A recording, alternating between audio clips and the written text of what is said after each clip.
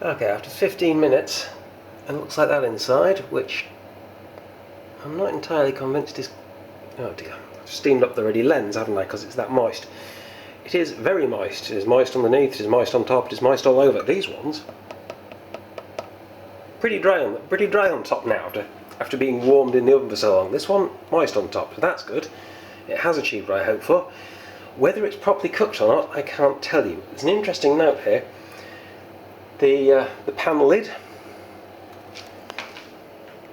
lots of condensation, so when you lift it up, as well as getting steam all over your camera, which may completely ruin it, and steam in your face and steam on your hand, you also get water dripping off the lid back down into there, which potentially drips on your buns. I do not know whether to call those fully cooked or not after 15 minutes, but for comparison, the oven has only just reached temperature to bake the other half of each batch. So this is still almost certainly the fast way.